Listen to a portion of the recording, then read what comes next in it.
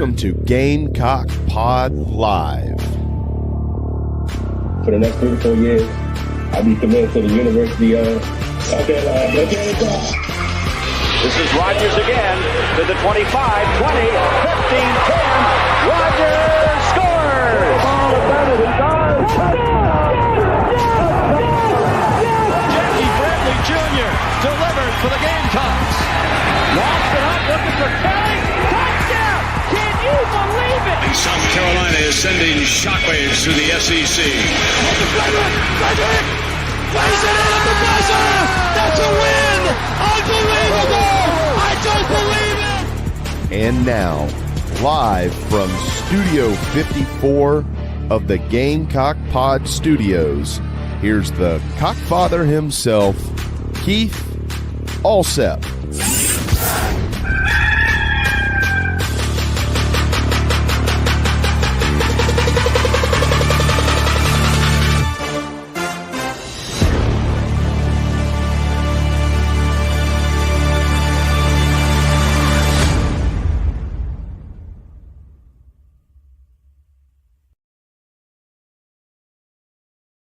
All right, everybody, welcome into an earlier edition. This will be our new start time of Gamecock Pod Live. Today is April the 16th. This is episode number 1729, and we have got a great show lined up today. In just a couple of minutes, we will be joined by Lulu Kesin from the Greenville News, who broke the story that Milaysia Fulwiley was going into the transfer portal. We'll go in depth on all things Gamecock women's basketball with Lulu, and then in segment 2, we'll be joined by Alex Jones of TheBigSpur.com to take a deep dive, as we are just a little over 48 hours away from the Garnet and Black Spring game. Today's show is brought to you by Nana's Porch, the award-winning full-service catering company servicing the greater Charlotte area. Whether it's a banquet, a wedding, a corporate event, or the big backyard bash with a whole hog barbecue, Nana's Porch has got you covered. So go to the homepage, nanasporch.com. That's NANASPORCH.com. Tell them the Cockfather sent you. And while you're there, click on pimento cheese and you can order plenty of Nana's Porch award-winning pimento cheese. All right, a few headlines, and then we'll be joined by Lulu. Chaos was unleashed last night at 12:01. The spring transfer portal window is opened. It will be open until midnight on April the 25th. Of course, the big story, maybe we'll talk a little bit about it with Alex, is the Tennessee quarterback, Nico Iamaleava. I just call him I am a leaving. I predicted he would leave. I've always called him I am a leaver because he was destined to leave Tennessee, but he really screwed the pooch and screwed himself because nobody has money, and not quarterback money. Not even Tulane will take him, whose quarterback is TJ Finley, who started at LSU, went to Auburn. Maybe he went to Tulane next. Then he went to Western Kentucky. Nope, he's at Tulane now. So he went someplace else, but he's on like his 5th or 6th school. So there's that. Softball lost last night in extra innings to Clemson. They squandered several early scoring opportunities, led 1-0. All 3 runs were solo homers, one by Carolina, one by Clemson in the bottom of the 7th to tie it at 1, and then they walked it off in the bottom of the 9th. Gamecock baseball, they shut out the Citadel 4-0. South Carolina will host Ole Miss beginning Thursday at 6:30. That'll be Thursday, Friday, and Saturday. And real quickly, as we bring in Lulu, Colin Murray Boyles announced he will go in the MLB draft. I'm sorry, the NBA draft. That'd be weird. And Nick Pringle is going to Arkansas. So now we welcome in our good friend Lulu Kesin, as I'm going to try to figure out how to do this. There we go. That's a little bit better. Let's see if we can. We'll just do that one. So, Lulu, welcome in. And a lot of things has transpired with Gamecock women's basketball now that, or since we had you on the show last. And so let's, we're not going to go exactly in order, but Monday night, 3 more Gamecocks drafted in the WNBA draft. South Carolina has had multiple players selected, I think, in at least 4 or 5 drafts. I think they had 4 players selected in one draft. I can't remember, though, if yep, 4 players. Boston, Zia Cook, Bree Beal, and Saxton. They were all drafted. I'm shocked Saxton made a roster.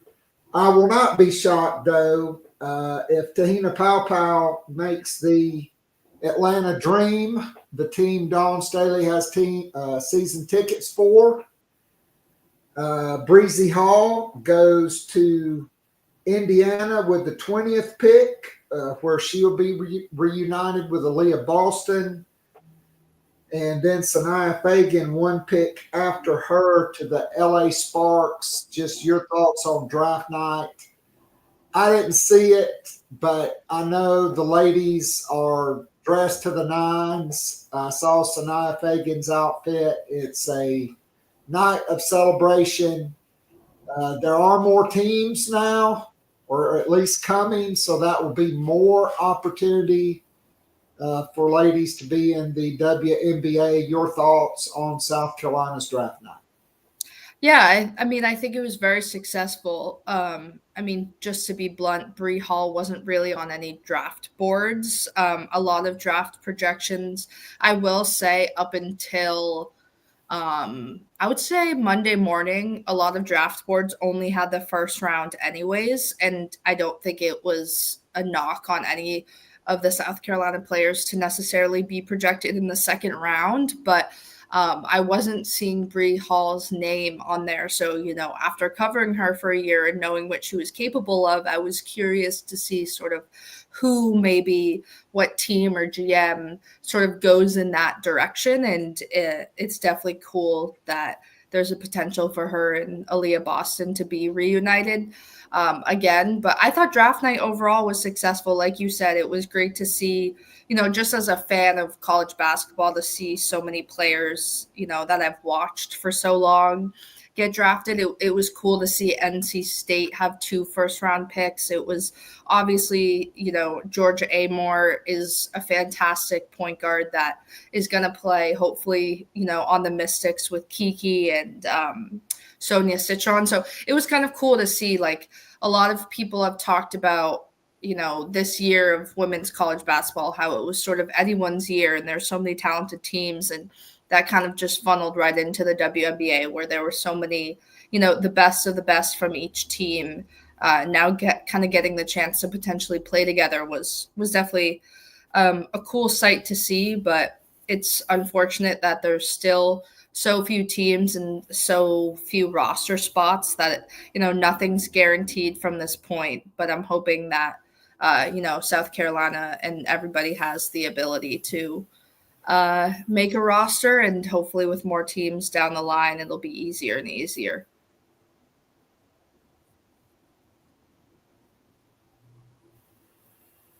No doubt. So there's gremlins in the internet this morning. I do apologize for that. All right. So the main knock on South Carolina's team, I heard Mo say it on the pregame show for the Final Four, was South Carolina did not have that go-to scorer, the one superstar player that could get a bucket at any time. Other teams did. Dawn Staley said, no problem, no sweat. I'll just go get the leading scorer in the nation.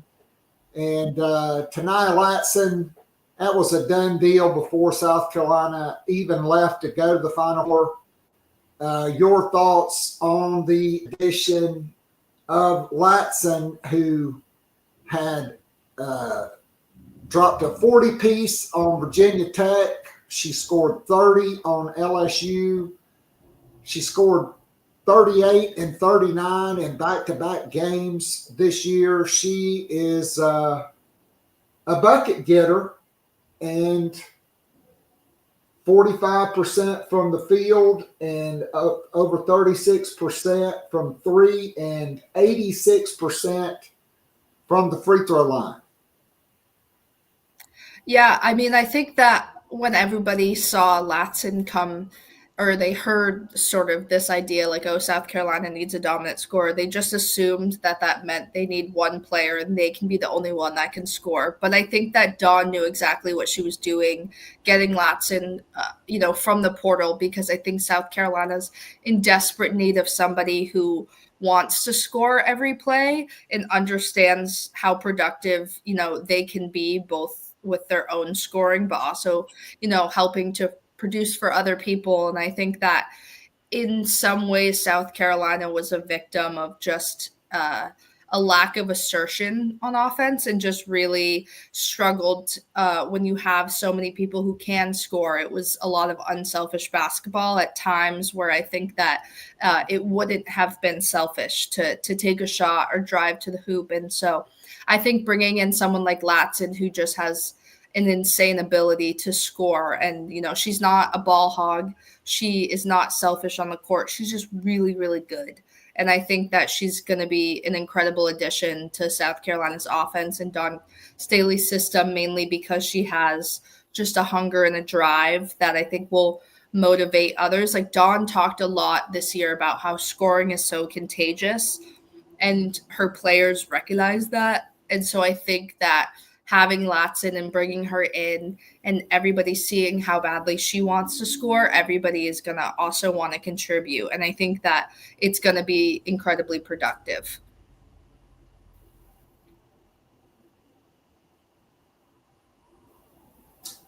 I completely agree. South Carolina, I don't think, is done in the transfer portal. One interesting note on Latson, she lists Miami as her hometown, but she played in high school on the same high school team with Raven Johnson, and played in the same AAU program with Raven Johnson, Camilla Cardoso, Ashlyn Watkins, Joyce Edwards, and Milaysia Fulwiley, who we'll get to in a second. And so Latson, on the season, or for her career, she had 361 career assists and 134 assists this year and 137 assists last year. That's more than anybody on South Carolina's team had this year, I know. And not as many turnovers as some players. But for a high volume player, you are going to have more turnovers. So Dawn Staley said at the dais that she would look for experienced players in the portal. And I got to ask, I've never seen the only basketball player I've ever seen wear number 00 was Robert Parrish, the Chief. And I got a picture of him. Well, a portrait, not a portrait, but a print of him, Kevin McHale, and Larry Bird. I'm looking at it right now. And guess what? Their names are all autographed at the bottom of it. That's, other than my daughter, my most prized possession, without a doubt. What about a 5'8" guard that wears 00? I don't know if I'm ready to see that. It's just going to look weird to me. Yeah, I think that hopefully Dawn isn't done in the portal, because I think that there's still pockets left to fill and spaces left to fill. But I'm just thinking about the lack of assists on offense this year, and the sort of, as I just stated, like the lack of sort of aggressiveness on offense at times. And I think that starting so hot in the portal with somebody like Latson is obviously off to a really good start. So 2 players that we know of that have visited South Carolina, I would call South Carolina the favorites for both based on my sourcing. 6'6" Medina Agot, who spent this past season at Mississippi State. She averaged 11.2 points and 9.8 rebounds in about 22 minutes per game. She's a native of Kenya. She went to university there for 3 years. I know, well, a lot of times when you're trying to get transcripts from overseas, it takes a while. Then it's got to go through not just admissions, but compliance. And South Carolina is notoriously slow with their compliance program. And Gianna Nitkins, who I think solves any problems that South Carolina would have left on the perimeter. A 6-foot wing from Utah. This past season, she shot 50% from AT. She did visit Texas, but according to my sources, she was back in Columbia yesterday. So we'll all figure out what that means down the road. This past season at Utah, 50% from the field, 44.8, basically 45% from 3 and 90% from the free throw line. A 50, 45, 90 player that averaged 16 points per game and made more 3-pointers and more free throws than anybody on South Carolina's roster. Yeah, she would be an incredible addition. I think the only worry I have is, like, would she be okay? I assume she would come off the bench if Dawn goes with Raven and Latson, and potentially, if she does a 3-guard lineup, I would assume she would go with Tessa Johnson there, but I'm not sure. So if, she's happy to play in the SEC and wants to play for one of the best coaches ever with her 5th year, and is okay coming off the bench, I think she's exactly what South Carolina needs. A spot-up shooter who's incredibly skilled, can hit, obviously, 3-pointers, but isn't afraid to take jump shots, layups, obviously is very, very good at the free throw line. So she would bring so much, and she would fill a lot of the holes that South Carolina had this year, as long as, she's okay with probably taking on a different role than she had at Utah. But it's kind of fun to think about if she does end up coming to South Carolina.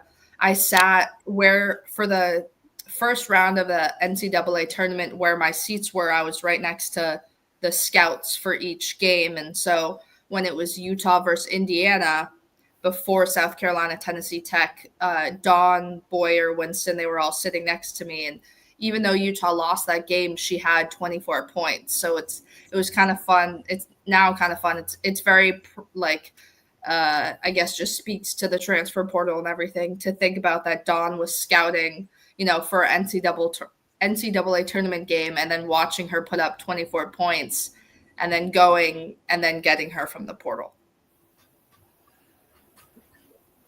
Well, last year South Carolina played Utah. She had a knee injury, which forced her to miss the season.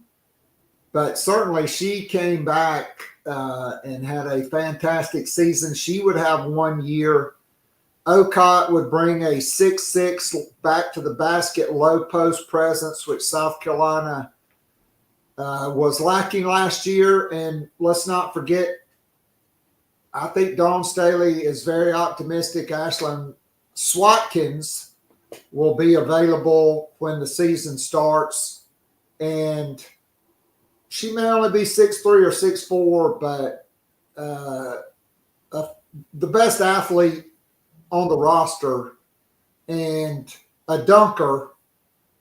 And she dunked over the big 6'7" center from here in Liberty Hill, who evidently has domestic issues, and that was the reason she was not drafted.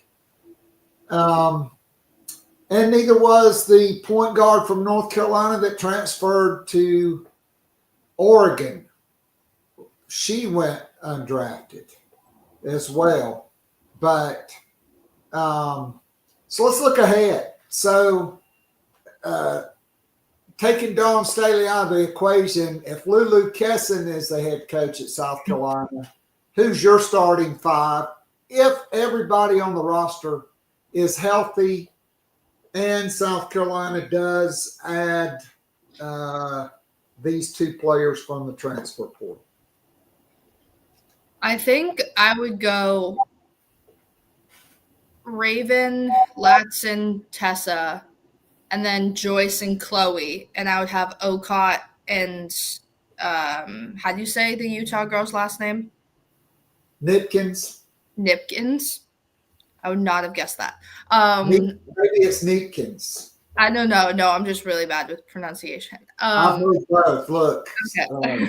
listen to my show every day. So am I. It's and I would have, those two coming off the bench early. I do think I forgot to kind of talk about Agot. I watched her play a couple of games in the Mississippi State Ole Miss game and then the Mississippi State Missouri game for the SEC tournament because I was helping out with coverage, and she's a very, very skilled player. She seems like such a sweet girl. I think she would fit in really well at South Carolina. And I would probably have her come off the bench just because I think that it would work. I think it would work well having two players like Joyce and Chloe and then sort of bringing in more of a center and a three-point shooter at the same time to balance things out a little bit. I feel like if you would start a really good three-point shooter and Latson and sort of a small forward instead of a center, it would get a little bit messy and clogged. So I think that's it. You'd never be here the same way.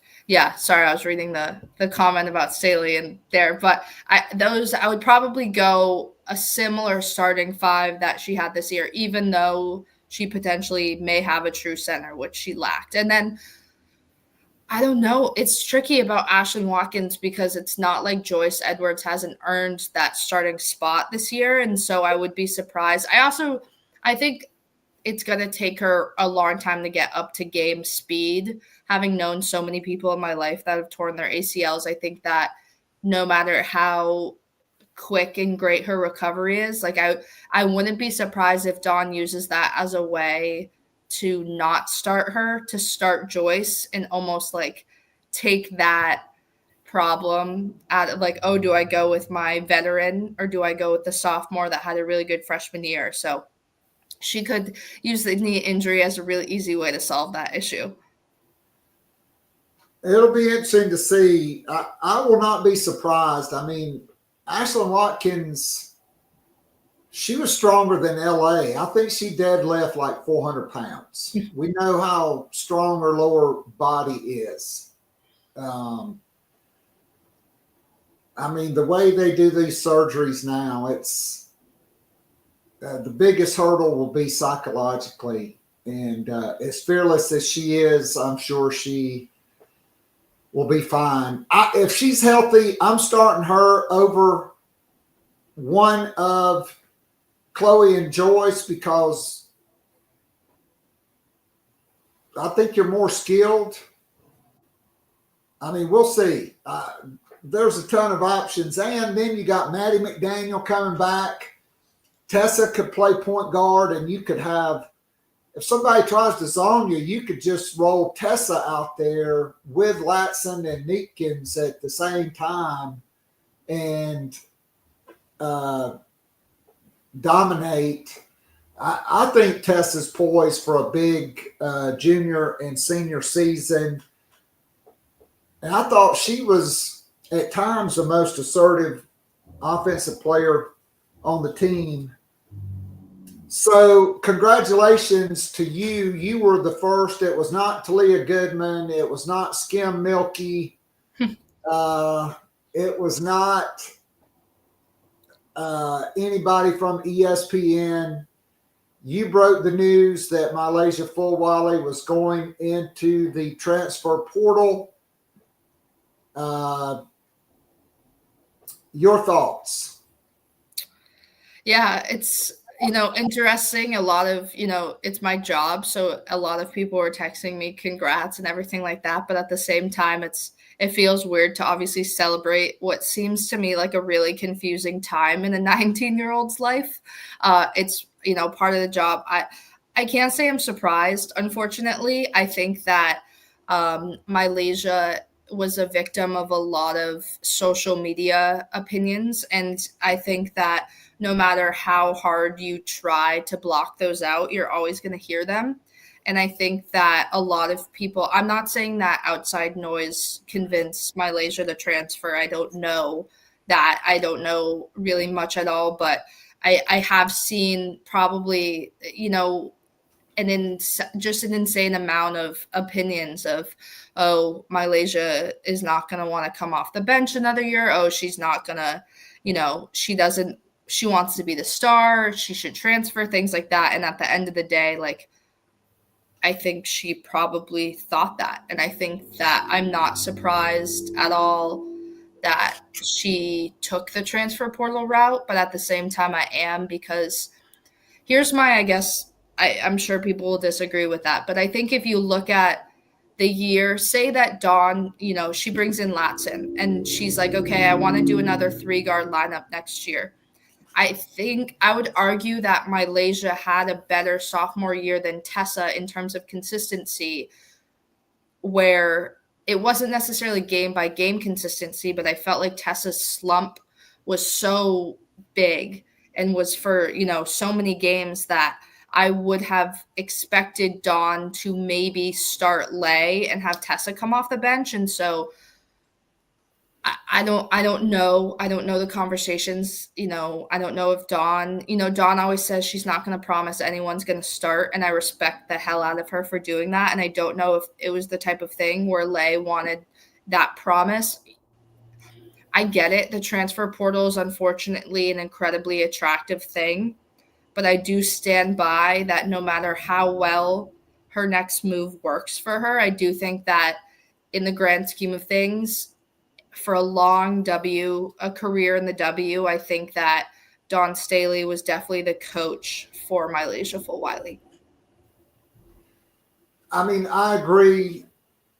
I think there were some in her circle, well, one in particular, who probably might have confirmed that she was going in the portal with you, that felt like she needed to be the star of the show. And, I think it says a lot. And I'm not denying the individual talent of Milaysia Fulwiley, but she said she learned to play basketball by watching mixtape. All right, when you watch mixtapes, all you see are individual moves, and she is magnificent at times. At times, it doesn't look that good. It doesn't work out because she's not in high school anymore. But after 2 years and almost 80 games and 2 years of practices, if your coach does not trust you to be on the floor at end of games, that's a Milaysia problem. That's not a Dawn Staley problem. That means, yeah, you jack up too many 30-footers, okay? She was dead last on the team in three-point shooting among all rotational perimeter players that played. She also led the team in turnovers. Okay, those are glaring statistics. Dawn Staley is the ultimate point guard coach. I think Fulwiley wanted to be the point guard. I think Staley sees her as a two guard. And until she decides to stop watching mixtapes and watch game tape and learn from her mistakes, I thought the only improvement we saw from her was her individual defense this year. Your thoughts on that? Yeah, I agree 100%. And I want to address a comment. Someone said that they like Tessa's game better than Lay. Like, I agree. I think Tessa has one of the most like textbook basketball kind of games that on the team. I think that what I love so much about Tessa and what I thought was there in the beginning of the year, she would come off the bench and read the defense perfectly and just score, whether that was a baseline drive or, you know, her signature, like she loves to drive center and kind of stop and pop. And I think that I was just so frustrated with Tessa towards the end of the season because she went through those slumps, and we asked her about it. And she was like, yeah, like I realized that when I'm not shooting well, I have to do other things. And I was kind of like, well, duh, you know, like you got to do other things regardless. And so I love how Tessa plays, and I'm hoping that she has just a more consistent season next year. And I do think exactly what you said. And I try to not really get in. I don't think I've ever replied to anyone on Twitter with the Milaysia discourse. It was kind of funny. Like, I'm not saying this in like a conceited way, but like I tweeted about her leaving, and then I just watched kind of my Twitter implode, and like everybody was fighting in the comments, and I was like, my work here's done. Like I'm going out to dinner. Like this has nothing. I'm not fighting and listening to you guys. But one comment I'm so sick of seeing is like, Dawn took Milaysia out for one turnover. And I'm like, no, did you even watch the game? Unfortunately, I forget what I was saying. I was saying this to someone, but unfortunately with Lay, both good or bad, everything happened in multiples. It was she would come in the game and have 3 really crazy shots in a row. Or she would come in the game and have 4 really bad turnovers in a row or 2 bad passes. She was consistent, but it was either really bad or really good. And so I think that a lot of people's, you know, dumb comments or these takes like, oh, Dawn had her, like I personally thought Dawn had her on a pretty long leash. And I've talked to Dawn so many times about this. I talked about it in my timeout story. Every player from South Carolina that I've talked to is like, my favorite thing about Dawn is that she lets us play through mistakes. Dawn let Milaysia play through mistakes, but on the 4th one, she's gonna have to do what's better for the team and take her out of the game. And so as great as Lay is, like, fortunately, all Dawn was trying to do was help her improve her team basketball, her fundamentals, the things that were going to enhance her. Like she told me in November, it's addition, not subtraction with Lay. Like she wasn't trying to take away what makes her special. She was trying to enhance what makes her special. And I think, unfortunately, a lot of people, maybe Milaysia included, didn't see the whole picture there.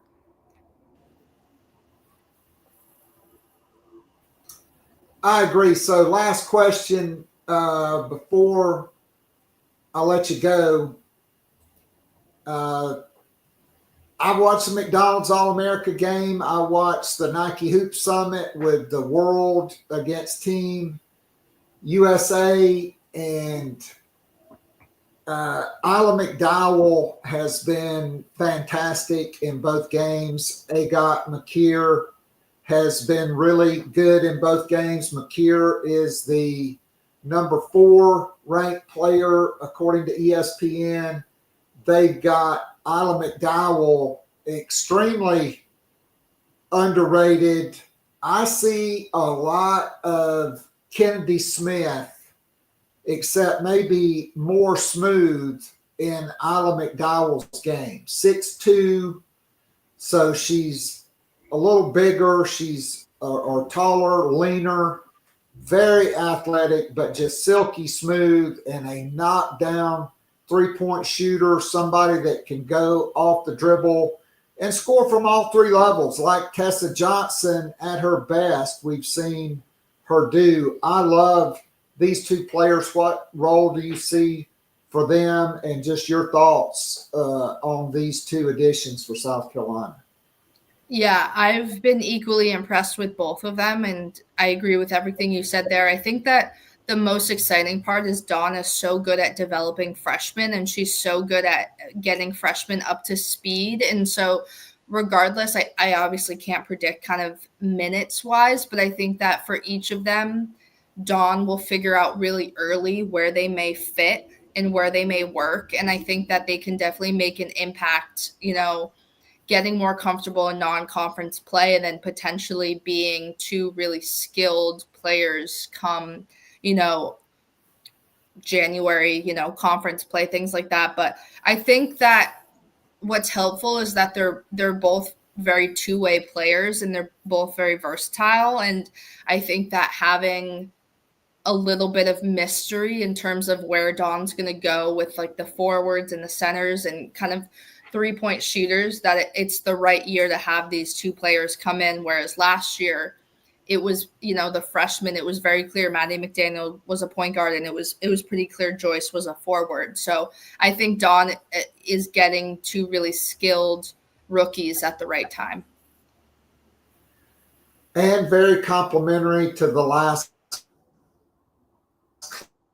class as well, because Maddie is a point guard and these two players are wings. All right, Lulu, great stuff. I can't thank you enough. Again, congratulations on breaking that major scoop and almost breaking the Gamecock internet. And be well and enjoy the rest of the week, and we'll look forward to catching up with you down the road. Be well. Thank you. Have a good rest of your week. Thanks for having me. All right, that was Lulu Kesin, and now we bring in Alex Jones from the Big Spur as we shift from women's basketball. And Alex, chaos erupted last night at 12:01, but it actually erupted last week when Nico Iamaleava decided he was going to leverage Tennessee for $4 million a year instead of 2.4. After I'm pretty sure they gave him $7 million just to sign his name on the dotted line. And I think he screwed the pooch. That's how we'll say it on YouTube. Last night on the Garnet Black Town Hall, there were some expletives. And somebody says, breaking news, Trayson Eaglestaff has decommitted from South Carolina. He must have got a bigger bag. That's not good news for Lamont Paris, but we're going to stick with football because we don't want to talk about men's basketball or baseball because, well, not good. So he has zero leverage. Not even North Carolina or Tulane is going to take him. And Tulane has TJ Finley, who, let's face it, that dude sucks at football. He's been at like 6 different schools.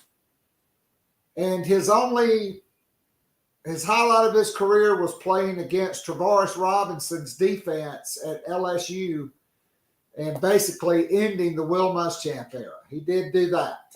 Other than that, not good. In fact, he went to Auburn and was the starter, and South Carolina in Shane Beamer's first year beat Auburn at Williams-Brice. So, Alex, the spring game is Friday. Let's dive in. South Carolina's already got one transfer portal commitment. Let's start there. Clowney is a coming, but it's not Jadeveon Clowney. It's his well-traveled cousin, Damon Clowney, who plays the same position. So let's get it straight.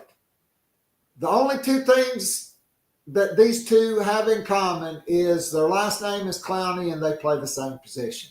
Go. Yeah, I think it's a solid depth piece South Carolina added. I think that's something they had to add whenever they lost Jalen Brown to injury for the rest of the spring. And right now we don't know kind of what the future holds right there. We don't know the severity. I haven't been really any specifics, but, had to add some depth. Then he also lost Wendell Gregory, who was a guy who, I was pretty excited to see in spring practices. I thought he could be a guy who could take that next step and was a guy who I was really interested to see. But, they had to add that depth piece, and we'll see what else they do. Maybe they look at that position as well to see what else they can add. Because it's quickly with those two, with the injury to Jalen Brown and with the Wendell Gregory, and your number, like you're not worried about the talent in the room, but just from a number standpoint, you think you South Carolina need to add maybe one, maybe two.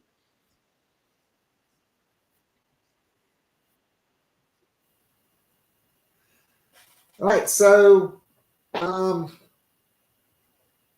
there have been some one really good defensive end from North Carolina who's gone in the portal. That would be really nice. And it looks like there's a really good defensive tackle from Arizona State that went in the portal. It's a FCS All-America defensive South Carolina State that went into look, if you're South Carolina, you probably don't want to tip your hand and let anybody know who you're bringing in. I think it's better to work kind of behind the scenes. Your thoughts on South Carolina? They have Clowney. Do you think they get another edge if they could get this guy from North Carolina? Is he good to pass up, or is it defensive tackle? And for heaven's sake, please tell me there's going to be a place kicker.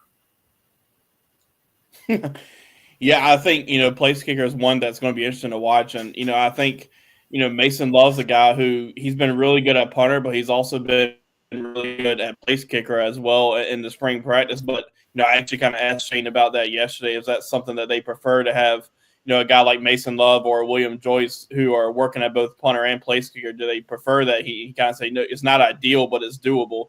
But, could be a few names that we'll see what pops up there. I know Hale McGranahan over at the Big Spur has a note up on that right now on the Big Spur. I won't spoil it and go check it out over on the Big Spur. But, we'll see what they do there from a place kicking standpoint. And, to your point at edge as well, like, I think they could add one more just from a number standpoint. I mean, I think you should have, or, you absolutely think about it. And a guy like the North Carolina guy, if they think he's the right fit, that guy's a really good player. So we'll see what they end up doing there. But defensive tackle, I think, has to be, top of the board priority from a transfer portal standpoint to see what they can get, because that room is just, you just lost so much. And, you got a few freshmen. You got a guy, Xavier Hardy's in there. We'll see how he continues to come along. Caleb Williams is a freshman. And you got the couple of returners and Monkel Goodwine and Nick Barrett. And so I just think, from a number standpoint, that's another one where you add one, maybe two if you find the right one, by at least one. And, you see if you can find the right fit for that second guy if you want to go there.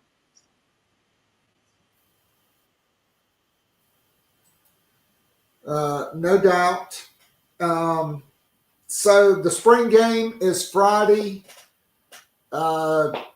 Your thoughts on where are the biggest position battles? Let's start with offense. Obviously, I'd say wide receiver, because you got 5 freshmen that are in there and 4 returners. That was not an overly productive group, but the good news is Nick Harbor is full-time with football. Mazio Bennett's getting better. Jared Brown's getting better. Van Drevis Jacobs is going through his first spring. And then you have, Brian Rowe and Malik Clark, I think, have been getting the most noise as far as on the internet. But at the same time, Jordan Gidron Lex Cyrus and Jaden Sellers are there as well. Your thoughts on wide receiver and other offensive position battles? Yeah, I'm interested to see the wide receivers. I think a lot of the odds are going to be on the freshman wide receivers that you mentioned.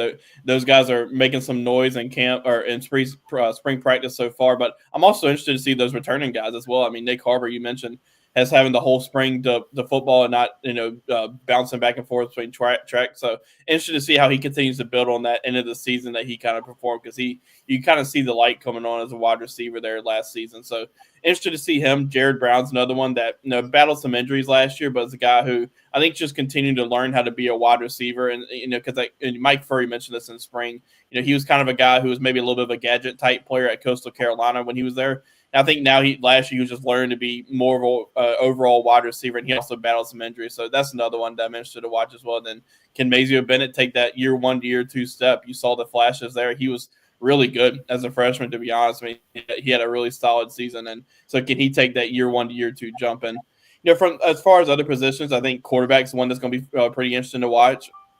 Obviously the Lenore Stokes is number one. He's a starter, but that quarterback 2 battle is pretty heated. I think it's pretty tight, pretty even. And I think, Aaron Nolan's had a good camp, but you hear about Cutter Woods a lot. I mean, I think he's having a really good camp, and he was one that I was told had a really good scrimmage this past weekend over in Williams-Brice. So it's and Dante Reno as well, and Luke also battle in there. But I'm really interested to see that back quarterback battle, and we'll see what we're able to see from Lenore Sellers. Just I think the thing you look for is just how he's continued to improve as a passer. That's something to watch, but you won't be able to really see the running ability just because they won't be live. But we'll see from there from a quarterback standpoint. And offensive line, it'll be easier to see just from individual guys who's taking the next step, just because they're going to kind of break it up and try to even up both offensive lines. So we really won't be able to see kind of who's first team or second team, but it'll be interesting to see guys like a Trovon Ball, see how he's worked to build off what he the last year, guys like Tree Boblade,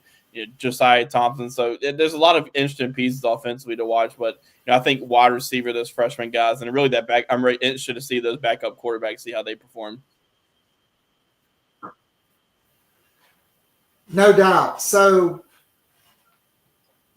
I'm pleasantly surprised with Cutter Woods. I really liked him out of high school, but is this more of strictly Cutter Woods is awesome, or Prentice Noland maybe was a little overrated coming out of high school?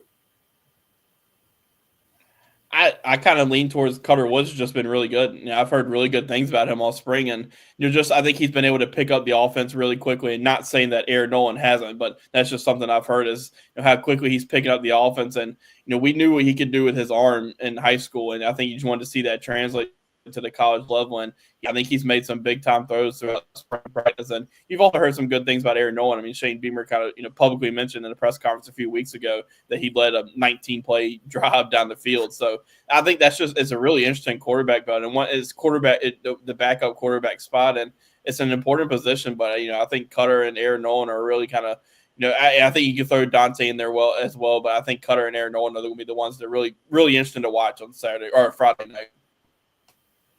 All right, so on defense, let's start up front.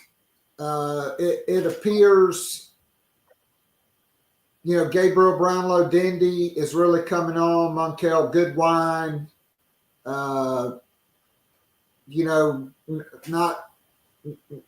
nothing against any of those other guys. Nick Barrett, like you said, Xavier Hardy.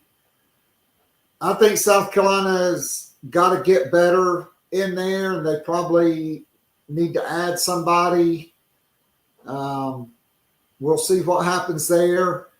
It appears as though Brian Thomas Jr. has kind of solidified himself as that starter opposite of Dylan Stewart.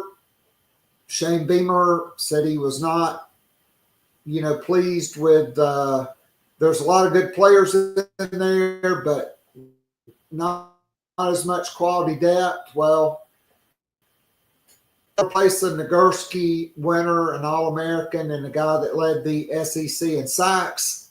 To me, though, I think you have to hope that's Dylan Stewart this year, and somebody has Dylan Stewart type stats. Of course, they probably won't get held as much as Dylan Stewart got held last year. Yeah, I mean, having Dylan Stewart on the opposite side, obviously he's going to get all the attention from offensive line. But I think you got to hope that Brian Thomas Jr., who when you watch him play, like he just goes 110% constantly, and he kind of had a sneaky good season last year. When you look at the stats, I think he ended up with a solid number of tackles for loss. Like when he came in last season, he produced, and so I think he has earned the right to had the opportunity to start. And then you also look at guys like JT Gear in there, and a key player that I'm interested to see really from spring practice to into the spring game is Desmond Umeozulu. Like I think it's kind of his time now that he's been in the program 2 years. He last year from freshman to sophomore year, he took that step physically. He kind of looked more like what a SEC defensive edge looks like. Now I think it's just the on-field production and taking that next step. And I think Sterling Lucas has kind of liked what he's seen from him so far. And then you got the freshman edges in there as well, Quay Dodd and Anthony Addison, who we'll see kind of what they're able to do. I think you normally like to see those guys have that year where they can kind of mature and physically like Desmond Umeozulu had. But you hear some good things about Anthony Addison and really both of those guys. But we'll see what that room looks like. Do they go and see if they can find the right fit in the transfer portal? We'll see. But I think with Dylan Stewart being one of the best overall players in the country returning, you kind of like what the room has right now, and then you see who else can take up that next spot.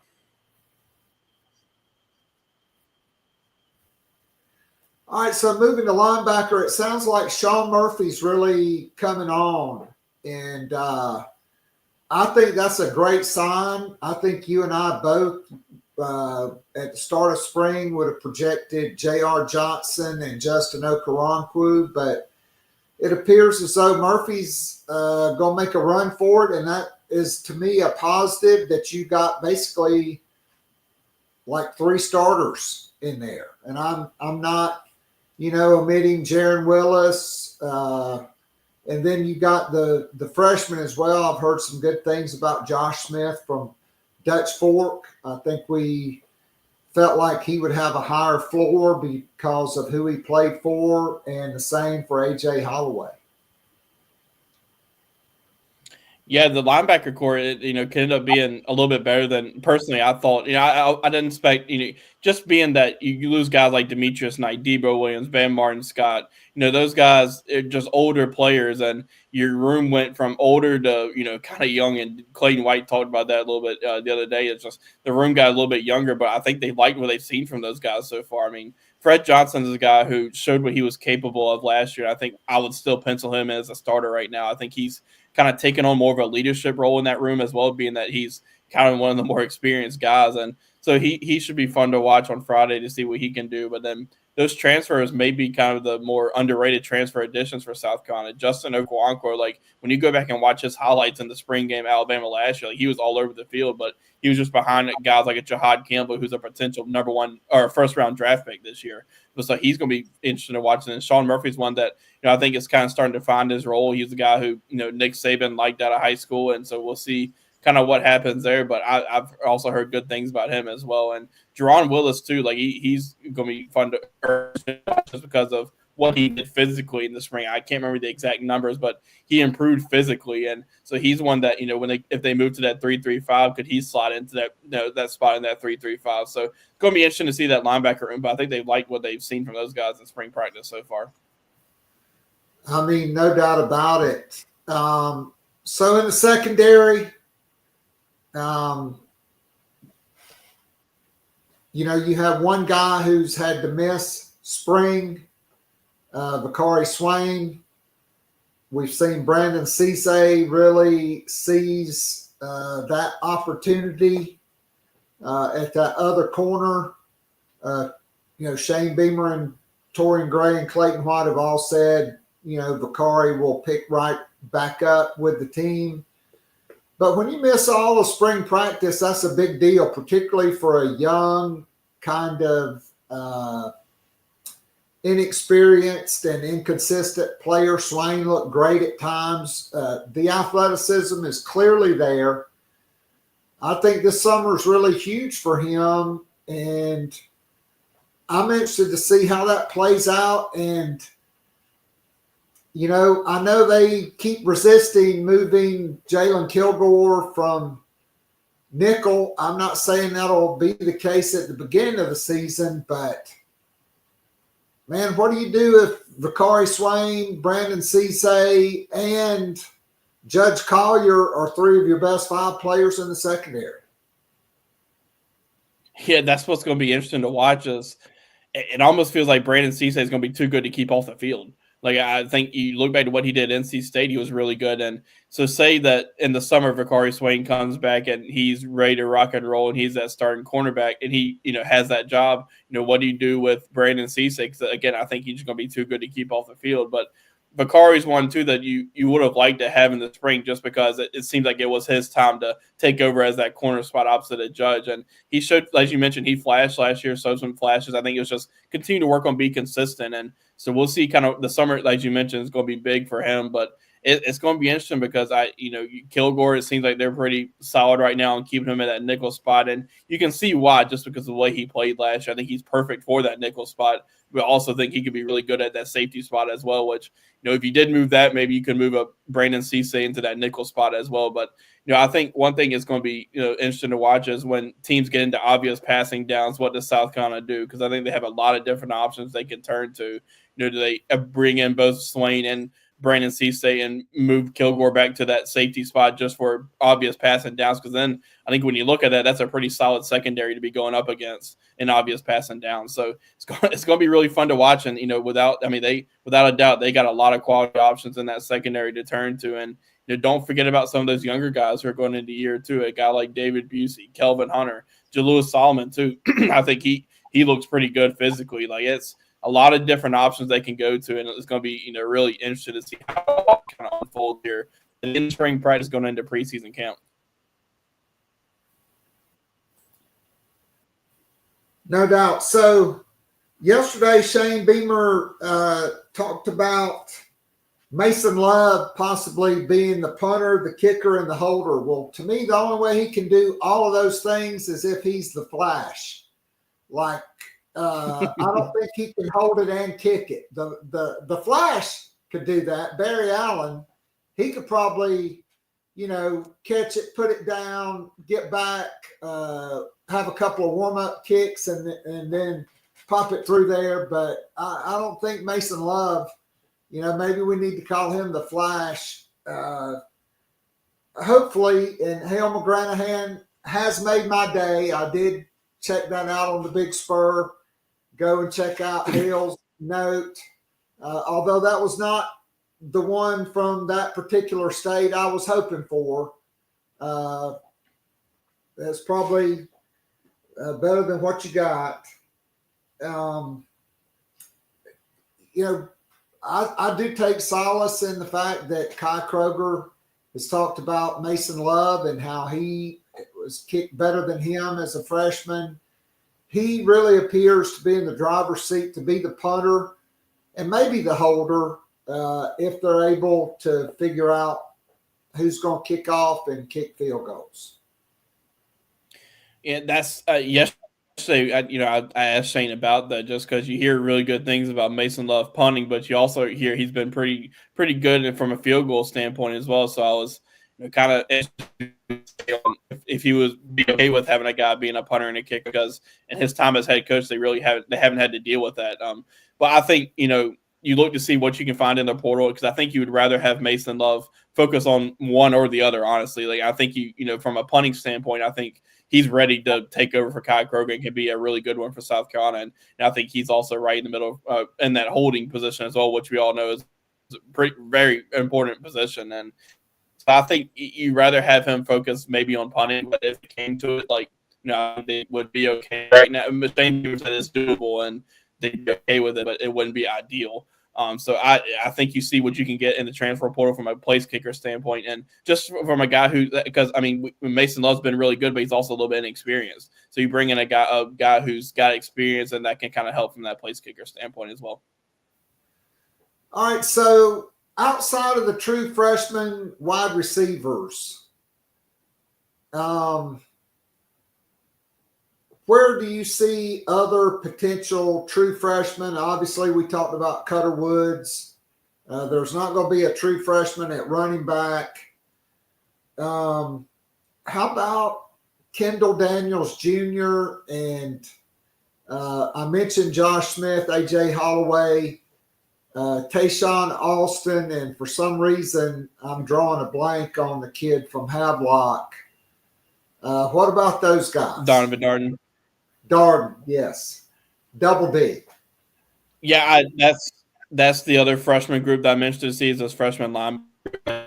Maybe they can rise to the occasion and land one of those spots. I think, Darden's one that's really interesting just because of how quickly he, rose the rankings in high school, and he was really solid in the Shrine Bowl at linebacker. But Josh Smith's guy to keep an eye on too. He was another guy who South Carolina kind of identified early, and then other teams started jumping on there as well. But that's another freshman group that I'm interested to watch, and we'll see. One freshman offensive lineman I'm interested to watch is Ced Surratt. Like, I think he was really good in this past spring game. He's kind of making the most of his opportunities, and we'll see. From a starting standpoint, I'm not sure.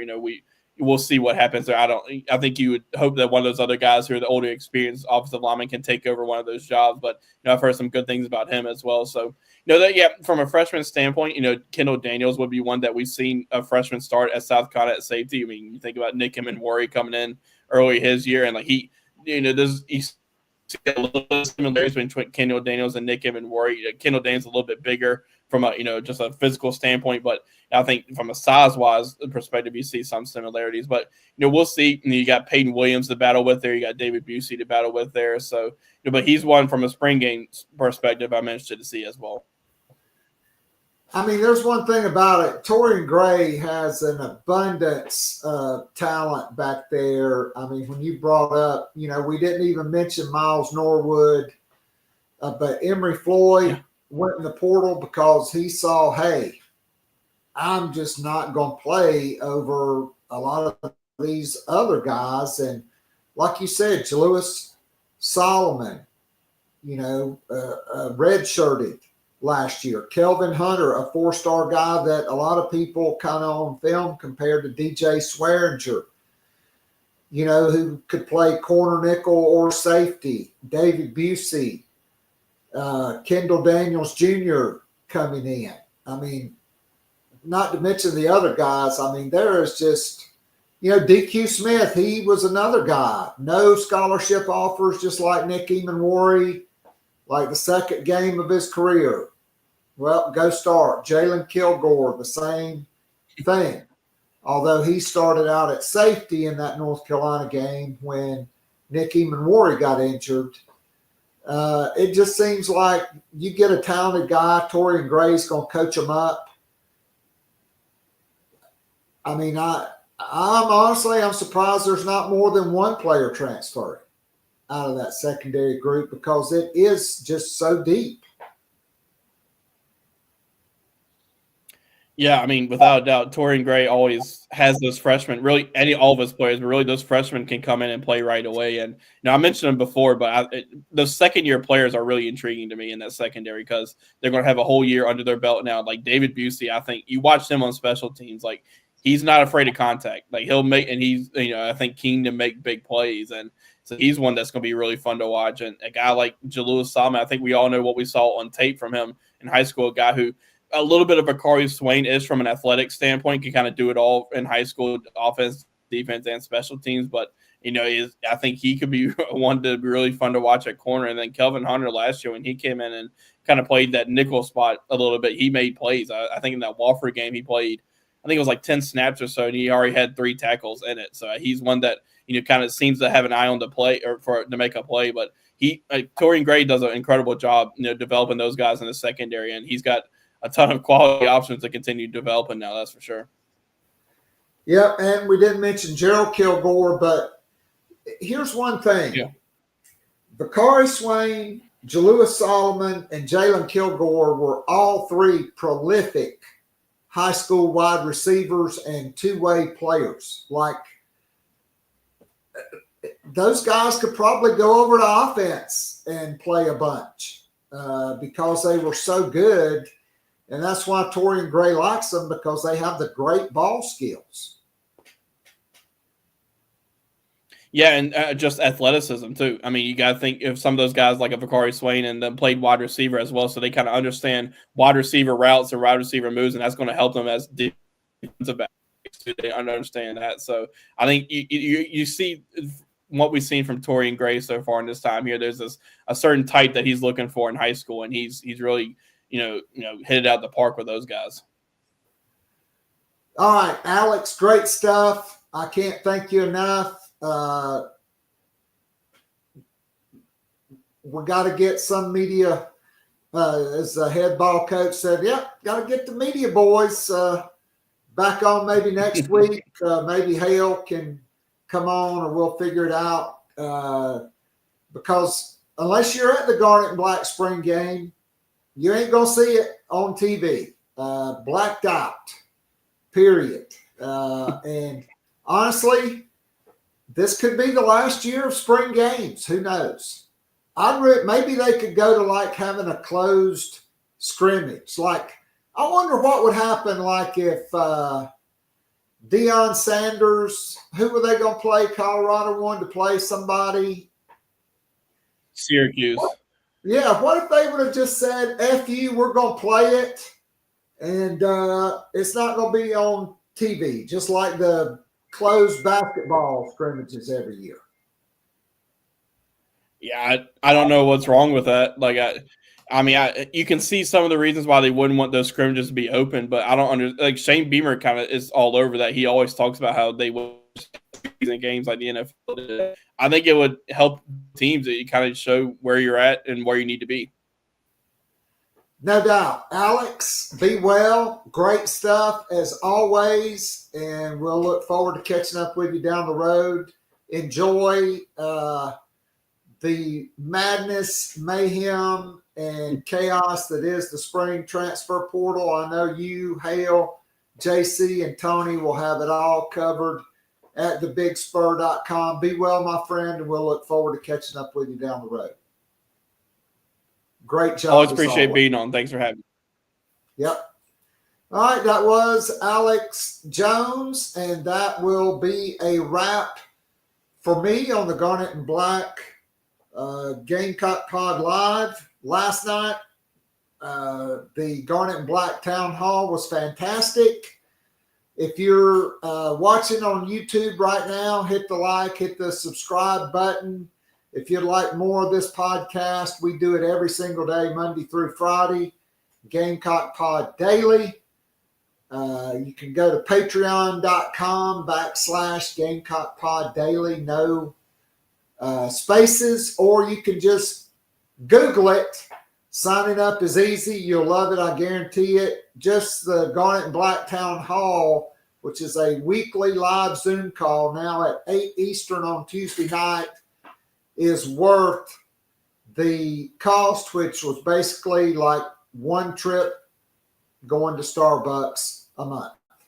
So special thanks to Lulu Kesin and Alex Jones, our guy from TheBigSpur.com.